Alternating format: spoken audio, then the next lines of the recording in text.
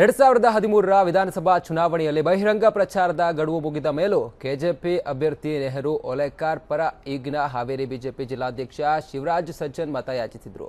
ಅಷ್ಟೇ ಅಲ್ಲದೆ ಹಾವೇರಿಯಲ್ಲಿ ಮಹಿಳಾ ಸಂಘಟನೆಯವರನ್ನು ಒಗ್ಗೂಡಿಸಿ ಬಹಿರಂಗ ಪ್ರಚಾರವನ್ನ ಮಾಡಿದ್ದಲ್ಲದೆ ಹಣದ ಆಮಿಷವನ್ನು ಒಡ್ಡಿದ್ರು ಅನ್ನೋ ಆರೋಪವಿತ್ತು.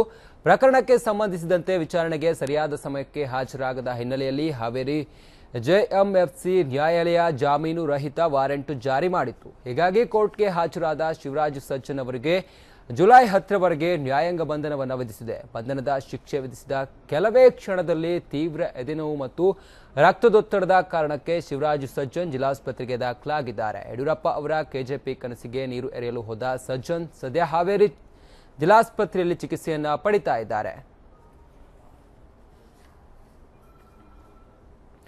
ಮತ್ತಷ್ಟು ಮಾಹಿತಿ ಕೊಡ್ತಾರೆ ನಮ್ಮ ಪ್ರತಿನಿಧಿ ಅಣ್ಣಪ್ಪ ಬಾರ್ಕಿ. ಅಣ್ಣಪ್ಪ, ಇದೀಗ ಬಂಧನವಾಗುತ್ತೆ ಅನ್ನೋ ಕನ್ಫರ್ಮ್ ಆದ ಕೂಡಲೇ ಈಗ ಆಸ್ಪತ್ರೆಗೆ ದಾಖಲಾದ್ರೆ ಹೇಗೆ?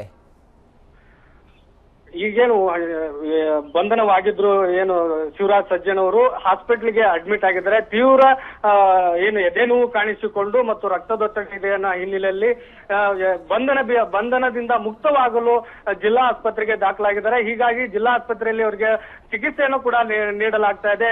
2013 ಮತ್ತು 2014ರ ಚುನಾವಣೆಯಲ್ಲಿ ಏನು ಬಹಿರಂಗ ಚುನಾವಣೆಯ ಗಡುವು ಮುಗಿದ ನಂತರವೂ ಕೂಡ ನೆಹರು ಓಲೇಕಾರ್ ಕೆಜೆಪಿ ಅಭ್ಯರ್ಥಿ ನೆಹರು ಓಲೇಕಾರ್ ಪರ ಏನು ಮತಯಾಚನೆ ಮಾಡಿದ್ರು ಮತ್ತು ಮನೆ ಮುಂದೆ ಟೆಂಟ್ ಹಾಕಿ ಏನು ಮಹಿಳೆಯರನ್ನ ಕೂಡ ಹಾಕಿ ಅವರಿಗೆ ಹಣದ ಆಮಿಷವನ್ನು ಒಡ್ಡಿದ್ರು ಅನ್ನುವಂತ ಆರೋಪದ ಮೇಲೆ ಏನ್ ಕೇಸ್ ದಾಖಲಾಗಿ ಅವರ ಮೇಲೆ ಚುನಾವಣಾ ನೀತಿ ಸಂಹಿತೆ ಉಲ್ಲಂಘನೆಯ ಕೇಸ್ ದಾಖಲಾಗಿತ್ತು. ಈ ಹಿನ್ನೆಲೆಯಲ್ಲಿ ವಿಚಾರಣೆಗೆ ಸರಿಯಾಗಿ ಹಾಜರಾಗಿಲ್ಲ ಅನ್ನುವಂತಹ ಇದನ್ನಿಟ್ಟುಕೊಂಡು ಇವರ ಮೇಲೆ ಜುಲೈ 10ರವರೆಗೂ ನ್ಯಾಯಾಂಗ ಬಂಧನವನ್ನ ವಿಧಿಸಲಾಗಿತ್ತು. ನ್ಯಾಯಾಂಗ ಬಂಧನದಿಂದ ತಪ್ಪಿಸಿಕೊಳ್ಳಲು ಏನು ಶಿವರಾಜ್ ಸಜ್ಜನ್ ಅವರು ತೀವ್ರ ಎದೆನೋವನ್ನ ಕಾಣಿಸಿಕೊಂಡಿದೆ ಅಂತೇಳಿ ಜಿಲ್ಲಾ ಆಸ್ಪತ್ರೆಗೆ ದಾಖಲಾಗಿದ್ದಾರೆ. ಇವ್ರಿಗೂ ಚಿಕಿತ್ಸೆ ಕೂಡ ನಡೆಸಲಾಗ್ತಾ ಇದೆ.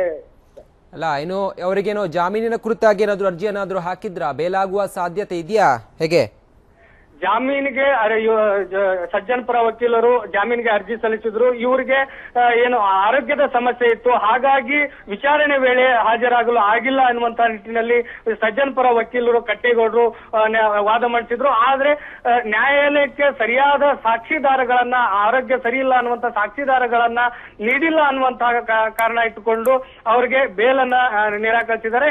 ಹೀಗಾಗಿ 19ರವರೆಗೂ ನ್ಯಾಯಾಂಗ ಬಂಧನಕ್ಕೆ, ಇದು ಜುಲೈ 10ರವರೆಗೂ ನ್ಯಾಯಾಂಗ ಬಂಧನಕ್ಕೆ ವಿಧಿಸಿದ್ದಾರೆ. ಓಕೆ, ಥ್ಯಾಂಕ್ ಯು ಮಾಹಿತಿಗಾಗಿ ಅಣ್ಣಪ್ಪ.